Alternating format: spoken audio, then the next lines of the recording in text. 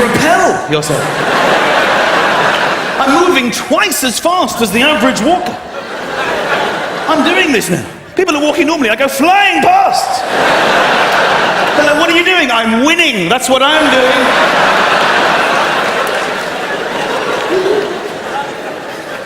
And I've also felt, as I'm sure everyone in this room has as well, that skipping, although socially unacceptable for anyone above the age of 6, is actually a remarkably easy way of moving. We've all thought this. You put hardly any effort at all, then you just start moving around very easily. Because running is difficult, it's very heavy, but skipping is magnificent. So what I'm doing now, by combining the two,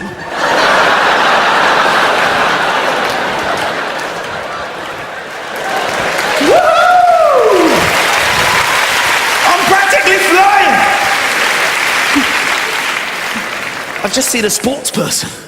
There you go, Matt Dawson. World Cup winning Matt Dawson. Rugby's a real man's game, isn't it, Matt? Would you say? How about dancing? How's that? I like the refs in the rugby because you can hear them, can't you? They're mic'd up. It's hilarious. They shout at these because they're very posh rugby players. I mean, you're posh, and it's hilarious to see them because footballers and rugby players, they're like complete opposites. You see footballers, they're all, you know, very pretty with their earrings, and you know, at the end of the day, everything happens at the end of the day to these people. At the end of the day, I got up at the end of the day, and I had breakfast at the end of the day. The ball's come to me, I've got my head on it, luckily it's gone in. I'm just thinking about Bolton on Saturday, just Bolton on, so it's a 3 points, 1 game, blah, blah, blah. Whereas rugby players look like they should be in cages, let's be honest. You see them in the national anthem, God save our king.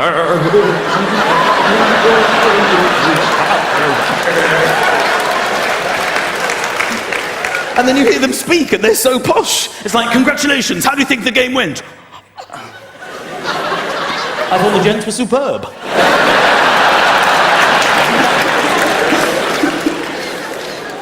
And you've got these referees who shout at them like they're children, like, you, come here, you! Number 9, come here, yes, you, and you!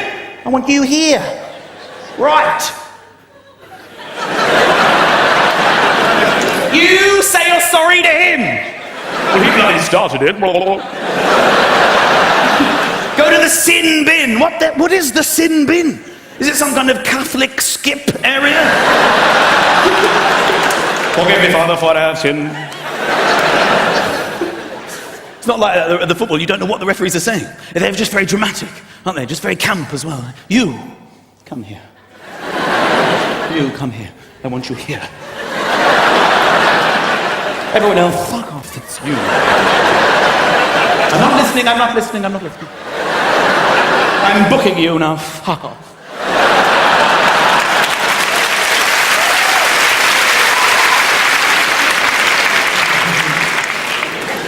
You going to try that next game?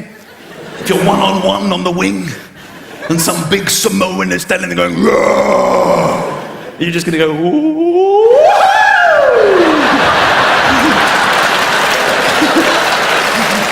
They're freaking out.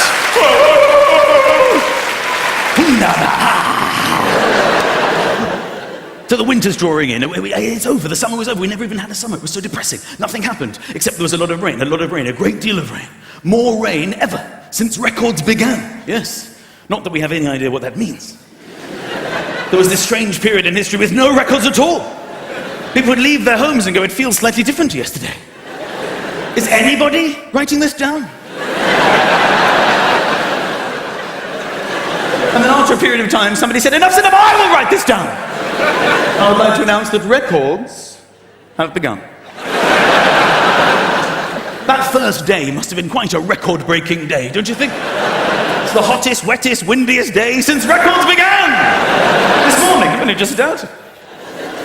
I've been talking about the wind as well on the weather. Who cares about the wind? Could it be a stiff northeasterly breeze? I'm not sailing to work. I don't give a shit. People see that and go, I'll leave slightly later with a tailwind. I'll be there in half the time. Woo!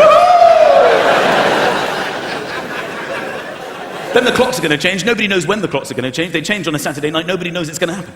Everybody the same every Saturday night, every year. They don't know which way or what's going on.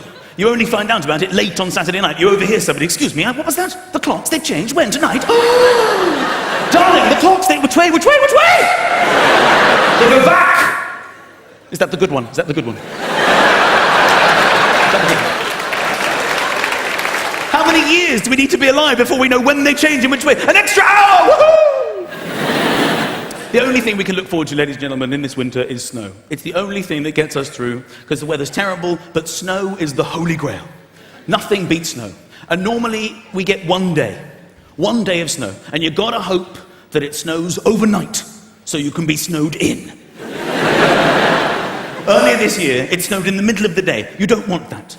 I was waiting for my bus, and where I live, there's no tube. You have to wait for the bus. The buses actually originate there. The bus is already there. So it's even more frustrating. I'm waiting for the driver. We've got everything we need.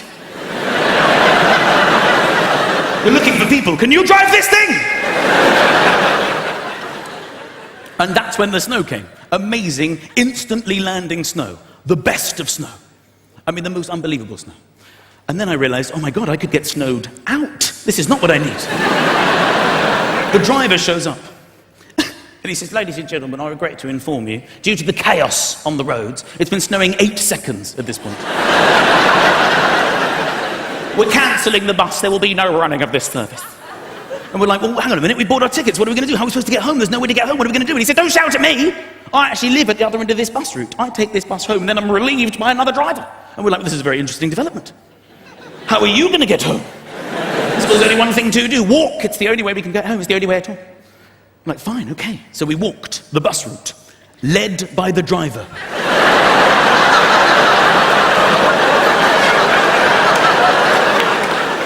We came to the first stop. We had to tell the people waiting, there's no bus. And they joined our imaginary bus.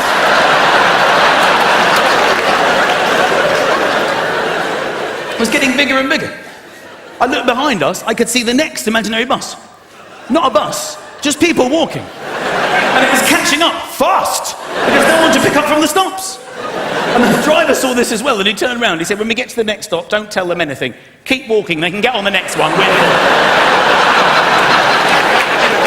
I thought it was one of the funniest things that ever happened to me. I said to the woman walking next to me, I said, this is hilarious. We're on an imaginary bus. There's a driver. There are old people walking, and this is funny, right? And I thought we were on the same wavelength, but now I remember I was doing most of the talking, because she said, I'd love to chat, but this is my stop. She got down to an actual bus stop and then walked in the direction we had just come from. I thought, to hell with this, I'm walking. Woo! Thank you very much, ladies and gentlemen. Good night.